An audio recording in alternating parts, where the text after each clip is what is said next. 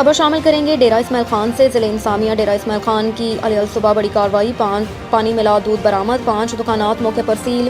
Deputy commissioner Dera Ismail Khan منصور ارشد کی ہدایت کی روشنی میں اسسٹنٹ کمشنر ڈیرہ فرحان احمد کا ہمراہ life stock and dairy development department کے ساتھ مل کر بڑی کارروائی، انسانی جانوں سے کھیلنے والے رنگے ہاتھوں برآمد۔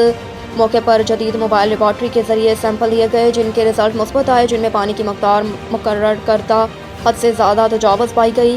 5 دکانات کو اسسٹنٹ کمشنر ڈیرہ اسماعیل خان فرحان احمد نے موقع پر سیل کر دیا۔ عوام شکایت کے ازالے اور عوام الناس کو بہتر اشیاء خوردونوش فراہم کرنے کے لیے ضلع انتظامیہ ڈیرہ اسماعیل خان سرگرم۔ اس بابت انتظامیہ پہلے بھی ایسے تمام عناصر کے خلاف کارروائیاں کر چکی ہیں۔ جمعے کو اسسٹنٹ کمشنر ڈیرہ کی سربراہی میں شہر کے وسط لغاری گیٹ، صدر بازار، سنڈیکیٹ موڑ، مشن موڑ، ٹانک اڈہ اور پولیس لائن کے ارد گرد مقامات پر دورے کیے۔ لائف اسٹاک ڈپارٹمنٹ کی جانب سے موقع پر دودھ کے سیمپل لیے گئے جن میں اقبال ملک شاپ، نرس لغاری گیٹ، المکہ ملک شاپ، مشن موڑ، اللہ نواز ملک